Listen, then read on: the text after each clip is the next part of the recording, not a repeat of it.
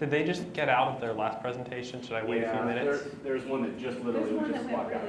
Okay, I'll give a couple minutes, and then if we run a little bit long with questions, I'll stay.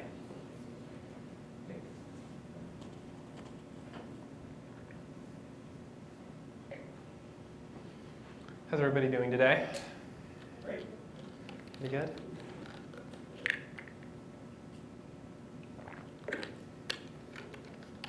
How many people have fields built already? Mission models and fields built. Okay, so you guys. I don't know if it's built right. We're going to look at today. That's good. And then just to get a feel for the audience, how many either coaches or students are new to FLL this year? Okay, so mostly new it looks like. Okay, I'll try and aim my presentation that way, but there's still some good stuff in there for you returners.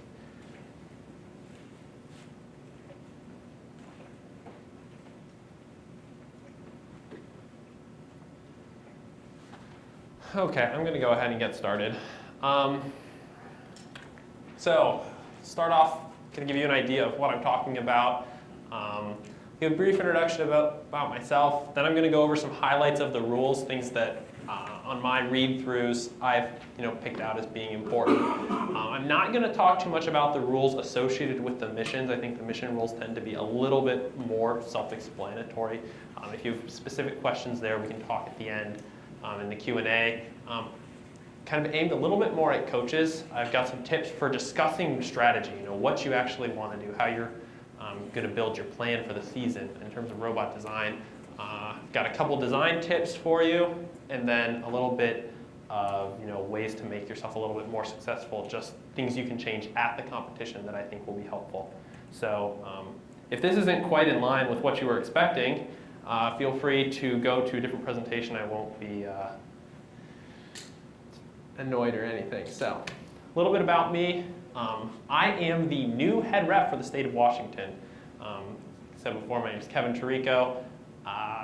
I've been a referee for the past couple of seasons since I moved out here for Senior Solutions, Nature's Fury, and World Class. I've worked about 15 events. Mostly what that means is I've missed a lot of Seahawks playoff games, which is actually okay because it means they're in those playoff games, so I don't mind. I'm a first alum. I started in FRC in high school in Ohio, and then I've been mentoring FRC ever since I moved out here as well. So I've been doing FLL and FRC since I came out here. And then kind of an interesting fact, so you can impress your friends, is I'm actually also a volunteer mountaineering instructor. So I've climbed all of Washington's volcanoes, including Mount St. Helens. So I like the name of this room. I like the theme for this building, actually. Start with the mat in terms of some of the rule highlights. This is a place where things can go wrong quickly if you aren't careful early on. As in years past, the mat is flush with the south wall and is centered east-west. So the mat gets pulled all the way towards kind of the bottom edge of the table where the students are mostly working, the side that doesn't have anything attached to it, and then it's centered left and right. That centering left and right is usually where most people get in trouble. They tend to try and center it to usually what's the west corner or the left when you're looking at the table. We do try and get the mats as flat as possible, but in a lot of cases we aren't opening the mats until either the night before the competition or maybe even the morning of. So they will have a little bit of curl to them, maybe like your mats do right now if you haven't had time to straighten them out. So expect that we're going to put a little bit of tape on the edges. That tape helps prevent curl. The other thing it helps is it helps when teams are running up to the table and pushing on the field, it doesn't move on them. So that way, when your team comes later in the day, it's in about the same place it was when you practiced. So that's mostly for consistency and then also to help prevent curl. And then the mats do get kind of worn over the course of the season. Inevitably, we get marks on them from pencils or pens where refs and students are working on score sheets. So we tend to roll out new mats for competitions later in the season, semifinals or finals.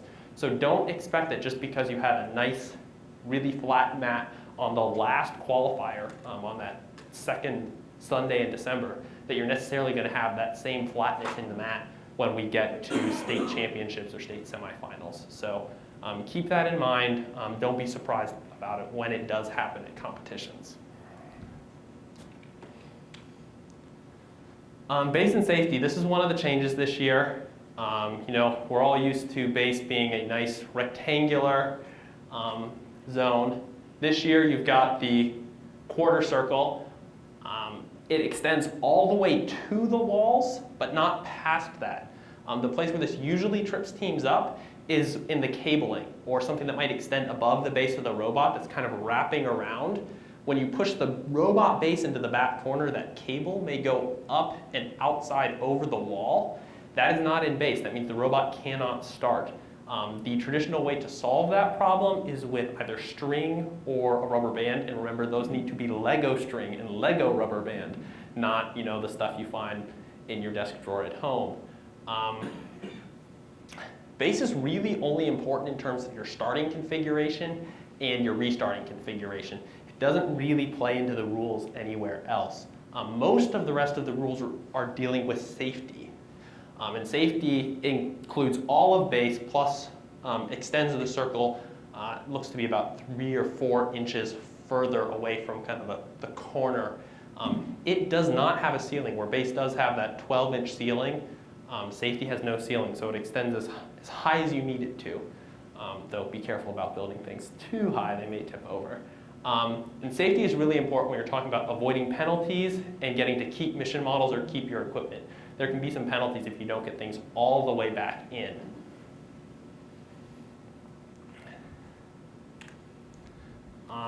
Talking about mission models and equipment, this is a place that teams I've seen in the past get a little bit confused.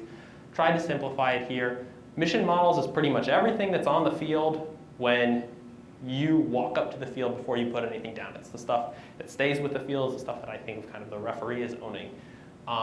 The equipment is everything you bring to the field that isn't your robot.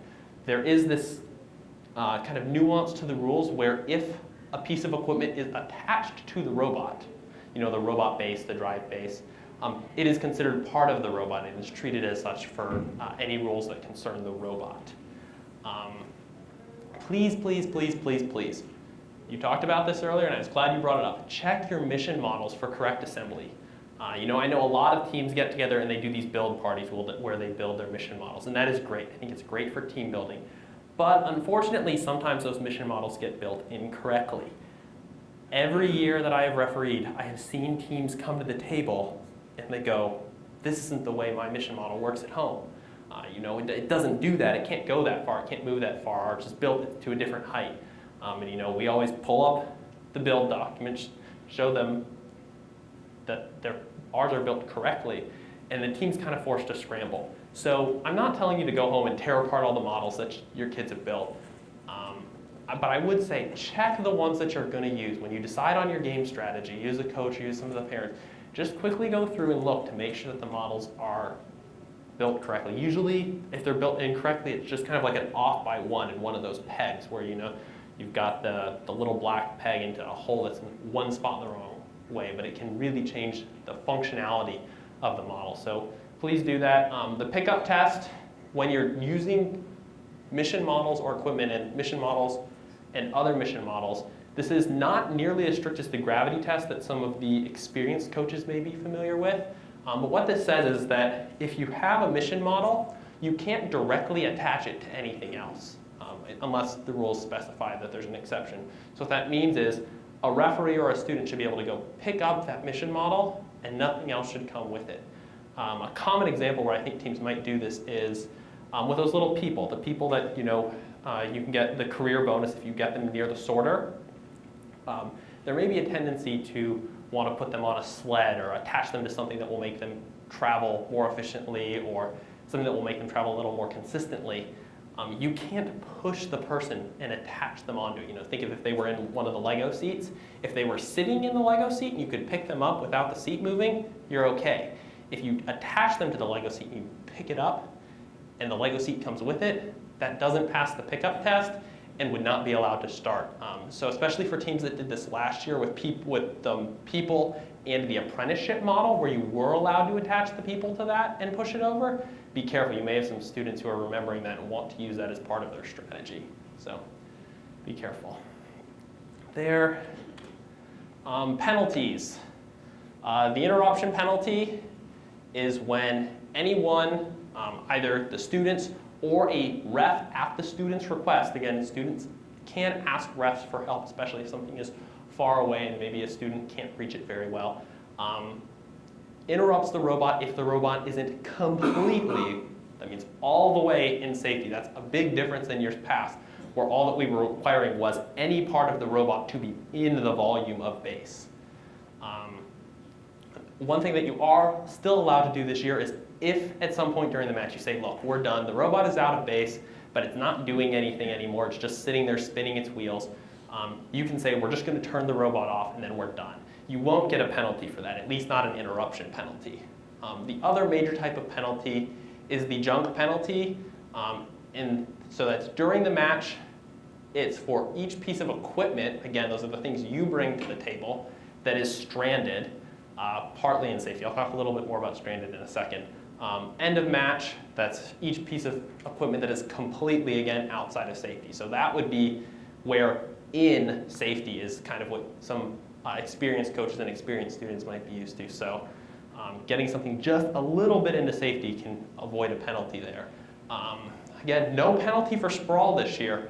Some of you may remember that from years past where there were penalties if the robot got too big at certain points during the match when it was touched or at the end of the match. There is no such penalty this year. So you are allowed to make the robots bigger a little bit more easily, but remember the whole robot does have to fit back into safety to avoid the interruption penalty. So that's kind of the limiting factor there.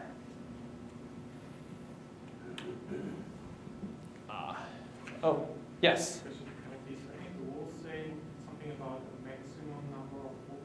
Yes. Does that include the trash parts? No. Those are just the penalties. So there's the 4 trash parts that the referee owns, or I think of them as the referee owns, and those can never be put into a scoring position. So if you take a penalty, one of those there, the referee will put that piece into play. But no more than 4 of them.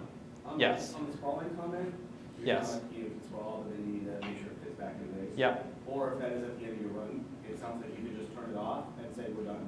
Yes. No penalty. Right? Correct. Okay. At least correct as of today. Rule updates notwithstanding. Yeah, that's the thing you probably should mention at the end of all this. Yes. Yeah. So equipment, again, these are the things you bring. Stranding, that's in the rules. There's a clear definition talks about if it's something your robot was moving and had control of, and then your robot loses contact with it or loses control of it. If that happens in safety, even if the robot isn't all the way in safety, you get to keep it, no penalty. If it's partially in safety, that is the equipment, you get to keep it, but you get that junk penalty that we talked about on the previous slide. And then if it's completely outside of safety, it just stays in place. You know, you can send your robot to get it later, or it may sit there until the end of the match and cause other problems. Interruptions. So this is stuff that was touching your robot. Your robot goes off course. You touch your robot. You want to interrupt it. If it is still touching that equipment, you get to bring it back. There is no penalty for bringing the equipment back. You still obviously have to deal with the interruption penalty, but that does assume that it is still touching. Mission models, similar, but a couple of key differences here. Stranding, obviously, if it's in safety, you get to keep it. If it's partly in safety, it gets completely removed from play. So that can be a big deal. So you want to make sure you're getting those mission models all the way back into safety, because obviously having a ref take an element completely out of play, especially when it was this close to being in safety and potentially scoring, can be a big deal. If it's outside of safety, very similar to the equipment, it just stays in place. In the event of an interruption, if it was in safety, obviously you still get to keep it even if the robot wasn't. But out of safety, this is a place a lot of teams I've seen in the past have trouble with the rules and not quite understand them, is if you had it on your most recent restart, you get to bring it back. No penalty for the mission model. But if you didn't have it, the ref is going to remove it from play. So that means, for example, we'll talk about those bins that you can put in the transfer area, the transfer mechanisms that have a lot of points if they get to the other team's safety. When you're moving your bin out, if it was in safety, if you started it in safety and moved it out, that would be, and then you interrupt your robot, you get to bring it back, no penalty, no issue. But if you went to go pick up the other teams, then your robot gets stuck along the way back, the ref is going to take that bin completely out of play. So be very careful with this, and there is a little bit of strategy sometimes in taking a penalty early to keep control of a mission model, where if you lose it and get stranded, it's just going to stay in place even after you take the penalty. Okay? Does that make sense? Okay. Okay, so now talk a little bit about some of my recommendations for when you're discussing strategy as a team, deciding what you're going to do.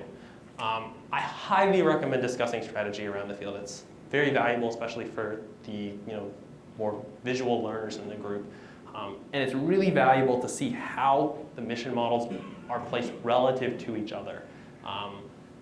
I know a lot of teams do these note cards where they'll put just the score value something next to them all, so you aren't constantly looking back and forth between the rules and the point value in the actual field. So it's just easy for everyone to see the field and the relative point values against each other.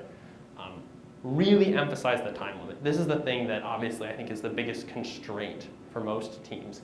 It's not their creativity, it's not their ability to build, it's not their ability to program. It's that you only have 2.5 minutes to accomplish all of these tasks, lots of missions. I definitely would recommend introducing the concept of kind of an opportunity cost. Going across the field to do something takes a decent amount of time. At least it takes much more time than getting something very close. And so even if you might be getting a lot more points by going all the way across the field, you might be able to do 2 or 3 things close to base that would give you a higher total score. So everything you do is eating into that 2.5 minutes.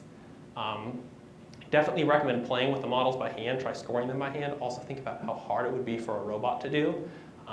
The obvious one for this year, I think, is folding the car. By hand, folding the car pretty easy, but having a robot do it is going to be a little bit more challenging, I think. The car may want to slide on you a little bit. Hopefully I get to see a couple teams do it, but so keep that in mind. It gives people a good idea of just how difficult something might be. Then also think about kind of expected value or probability of success when you're talking about these things. The one that I think this is most applicable to is those missions with the big green bins, where not only do you have to do something, but the other team also has to do it, right? Because you have to put the bin in a transfer, and then they have to come get it and get it to their safety, or vice versa. They can put it in the transfer, and then you get it. So even if you have it, locked down 100% of the time, it always works. You've got the best programming in the world, great robot, perfect design. If the other team can't do it, the probability of success is still relatively low. Like, you can't modify their robot for them and write their programming for them. So when you're thinking about game strategy, that's something to keep in mind, is don't focus on something that you can't control the entire aspect of.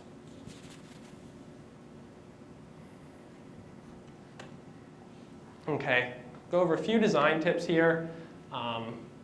The first one, I think drive bases are the most important parts of these robots.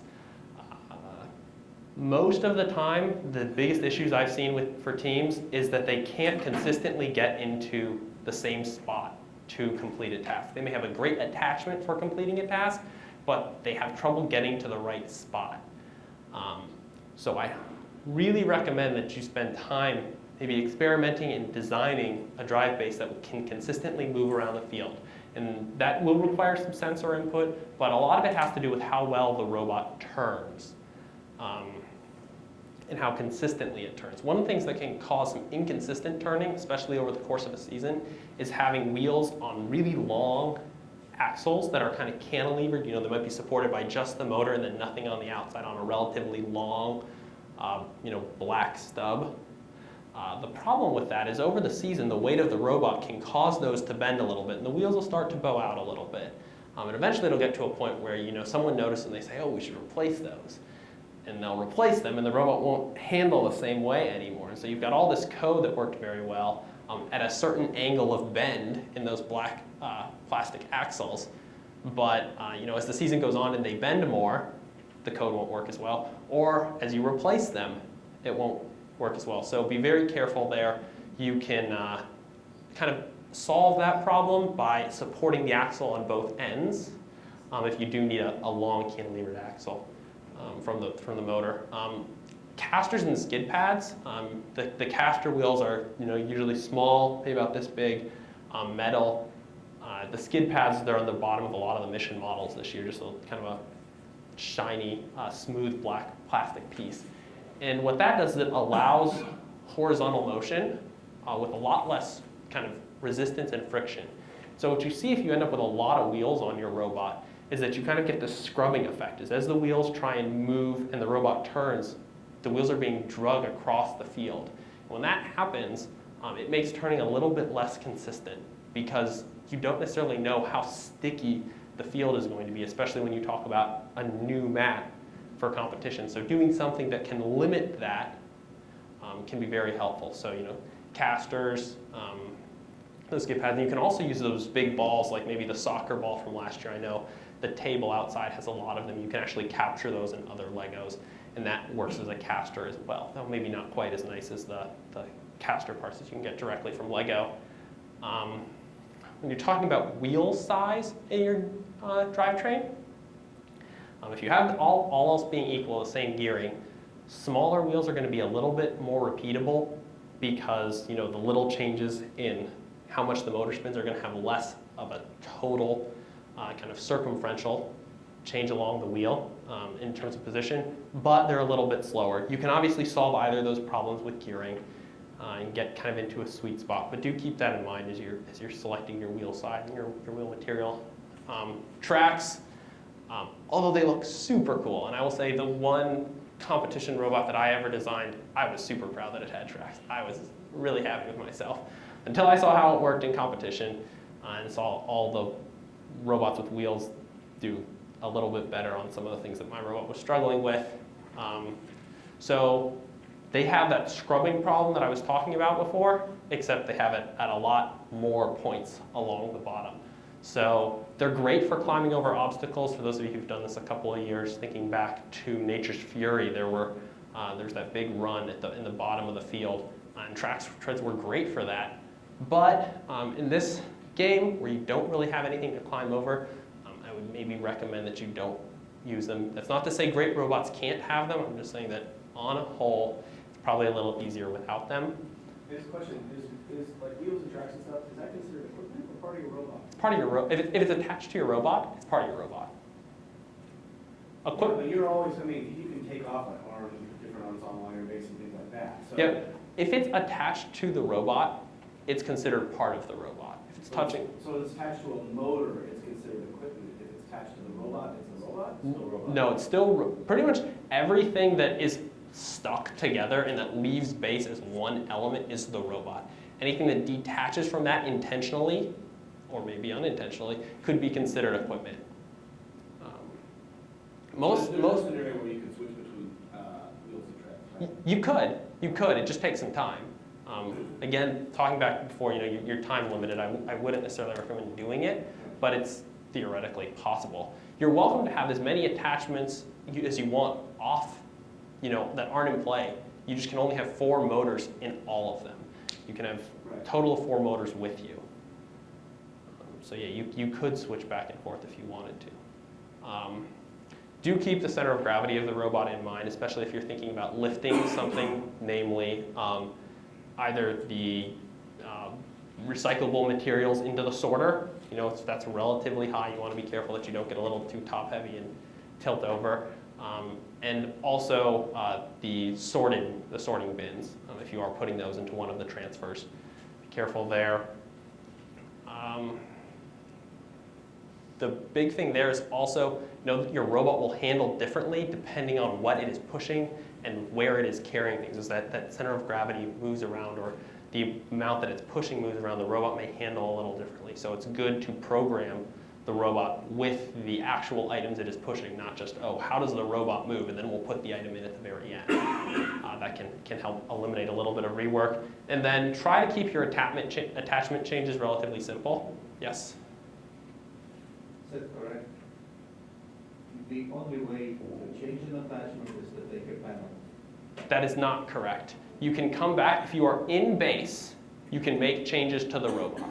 So if you're in safety, if the robot comes completely within safety, And safety is the black line. yes, safety is the black line. If the robot is completely in safety, you can take something off of the robot and put something else on there. As long as it still fits in base, you can restart. Does that make sense?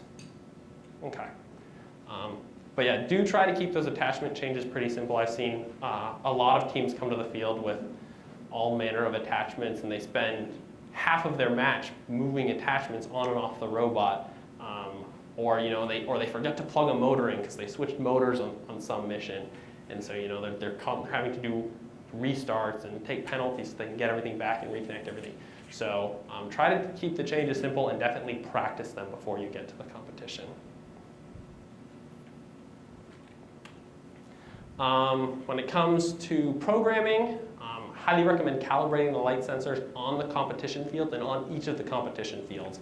You will see changes in lighting condition between fields, even at the same event, and they may vary a little bit as the day progresses, especially in rooms that have large windows. You are given time at the start of before each match to calibrate light sensors if you so choose. Don't assume that our fields are going to have the tall walls. There are 2 height options for the walls. So if you plan and you are built with the large walls, and you have your light and your ultrasonic and the position sensor so that they bump near the top of the wall, you may find that at competition that the wall isn't there anymore and they aren't getting a clean reading. So just be cognizant of that. What are the 2 heights? I don't remember off the top of my head. It's just a range in the rules. So there's a max and a min. Oh, so they're not really 2 heights, there's just a max. Yeah, there's a max and a min. It could be any height in between, yes. But I think normally just because of the wood selections that you buy, you end up with 1 of 2 heights. Yes? Is there a limit on how many sensors? No, not. There's a limit on motors, and there's a limit on control bricks, but there's not a limit on the number of sensors you can have on the robot, though I think there is some practical limit on how many you can plug in at a given time. Is limit on control bricks 1? Yes, you can only bring 1 brick to each match. Does not mean you can't walk into the building with more of them, but you can only walk up to the competition field with 1 brick and up to 4 motors. Okay? And then you generally, especially for those of you who are new who maybe haven't done it before, you can get a lot of bang for your buck with just a little bit of sensor input into your programming. So do try and incorporate that, especially things like light or color sensors that can key you to being on a certain black or white line on the field.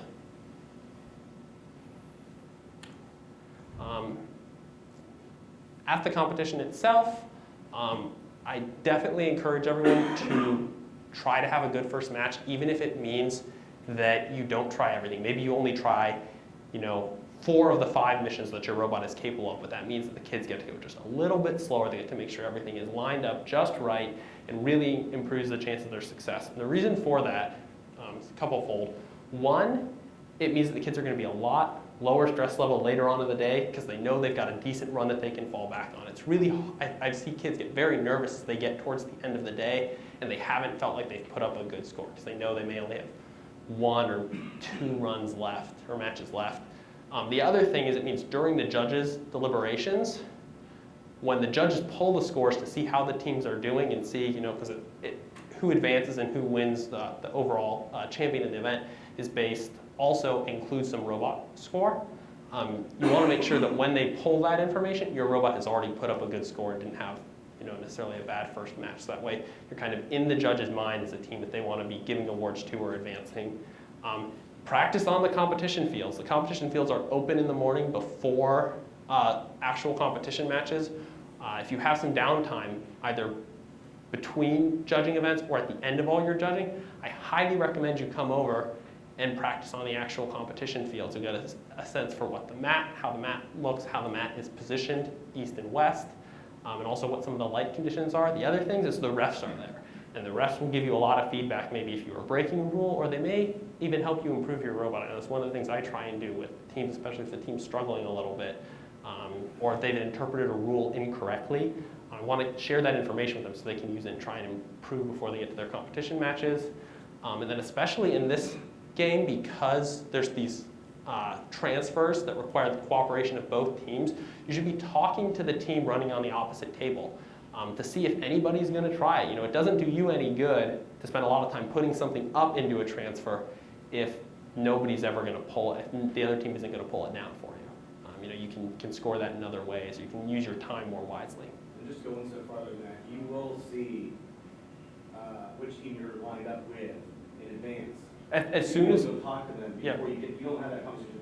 That conversation long before. That match schedule is published in the morning. When you pick up your registration packet, it will tell you what your judging times are. It will tell you what your competition times are and who is kind of the robot you'll be competing on the next to.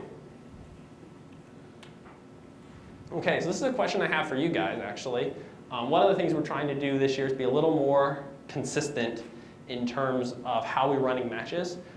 For those of you who've returned, you may know that different events we were running a little bit differently. There's two main ways we run matches, either consecutive or concurrently. When we run matches consecutively, we'll run one pair of tables and then we'll run a second pair of tables. And while the first pair is running, the second pair is getting set up. And when the second pair is running, the first pair is getting set up. It does tend to make the competition go a little bit longer, but it does allow the head ref to watch every match, at least unless the head ref is answering questions.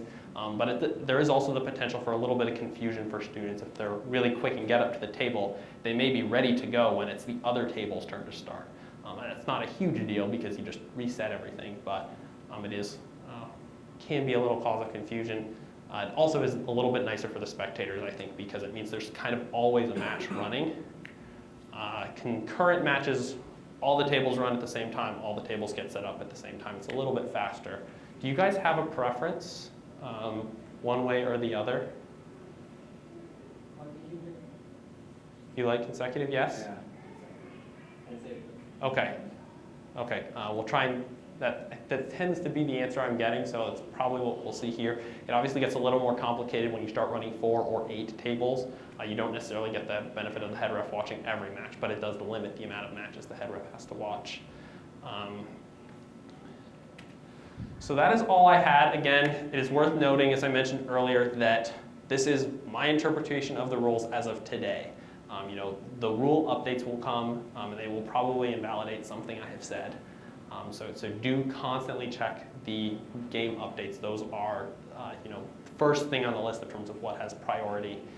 If you have questions, we're still getting that email set up. I think it works, but I don't know for sure. So you may want to wait a day or two while we're testing it. If you try and don't hear back from me within a day or two, you can always email Susan Martucci and she can pass it on to me. Any other questions? I will be at the main Q&A session as well, so if we don't get to the question now, I will be able to answer it later. Yes? You mentioned Lego rubber band and Lego string. Yes. What is that? So one of the rules for the robots is that everything must be made out of Legos. So if you need a rubber band or string for part of your robot, you can't just use something out of your desk drawer. You need to buy a Lego rubber band or a Lego string. You can modify them to cut them to length, but they do need to be Lego brand. Any particular reason for that? Consistency, it's just one of those things, if we start making exceptions for what does not have to be Lego, you start to find teams pushing into gray areas and trying to circumvent the rules and really gain a competitive advantage that way. And it's also much harder for the rest because it's harder for them to know, is that thing legal or was it one of the exceptions or is it not? If we just say all Legos on the table, it's much easier for referees and ensure consistency across the program. Yes? So assuming the team robot is using a rubber band, how sure can it be verified that it's genuinely Lego rubber? Where you check? Usually what will happen is the Lego rubber bands don't look a lot like regular rubber bands. So if it looks like a Lego rubber band, like I don't think Lego is printed anywhere on there. But if it looks like a Lego rubber band, you probably don't have an issue. If it looks like a regular rubber band, it had better say Lego on it somewhere for it to be okay. Yes. You're not going to end up probably needing to do that. That's for compensating for some beauty wire. Yes, generally. There's not going to be Lego rubber band in the streets of the No. Hundreds of them to You could tie your cables in a knot or something else. Yeah, you can build little boxes out of Legos for them. You know, there's plenty of options. Yes. So last year I found the match to be a lot more slippery in the tournament than at home. Should I know why that's the case? I mean, you're supposed to be using the new mats. Yes. I saw them to be very used. So generally what happens, and I tried to touch on this a little bit in my slides, is that we have a set of mats for the qualifiers, and we have a set of mats for semifinals and finals. And so if you're the last qualifier, the mats have been run on for usually have been run on for 3 full competitions at that point. So that mat may play, and that's pretty constant running during those days. So it may be very similar to the mat you've been using all season in terms of total number of runs. I don't know if that's really the best measure of how slippery or not the mat gets. But I also know we switched mat suppliers last year. I believe we're still using the same supplier this year.